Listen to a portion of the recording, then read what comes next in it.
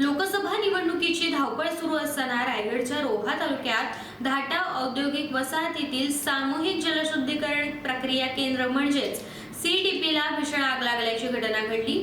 21 April रोजी सकाळी 11 वाजण्याच्या सुमारास ही आग लागली।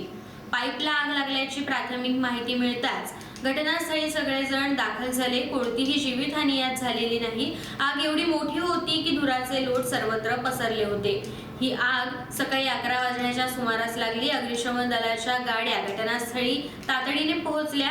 उपस्थितांनी आग आटोक्यात आणली। मात्र ही आग लागली तेव्हा कोणताही अधिकारी किंवा ठेकेदार घटनास्थळी हजर नव्हता। त्यामुळे आता स्थानिकांकडून संतप्त प्रतिक्रिया उमटताना दिसून येत आहेत। आलेले आहे। आगीचं कारण समजू शकलं नाही, कारण खाली गवत आणि वरच्या साईडने पाईप होते, त्याच्यामुळे आगीचं निश्चित कारण सांगू शकत नाही। गवतामुळे आग लागली की पाईपांमुळे आग लागली, कारण का हीट एवढी असल्यामुळे आगीचं कारण सध्या सांगू शकत नाही। पण आग पूर्ण नियंत्रणात आलेली आहे आणि आता पूर्णच कंट्रोल झालेली आग आहे। कुठलीही जीवितहानी झालेली आढळलेली नाही आहे। पाईप 5-6 पाईप जळाले आहेत पूर्णसा, बाकीचे पाईप वाचवलेले आहेत आपण। कारण सध्या तरी सांगू शकत नाही आपण। आता कसं आहे, हीट असल्यामुळे एवढी हीट असल्यामुळे गवताचं कारण, गवतही पाईपांखाली खूप असल्यामुळे ते हीटमुळे की पाईपांचे कोणी आग लावली याच्या हे निश्चित कारण सांगू शकत नाही सध्या तरी आपण।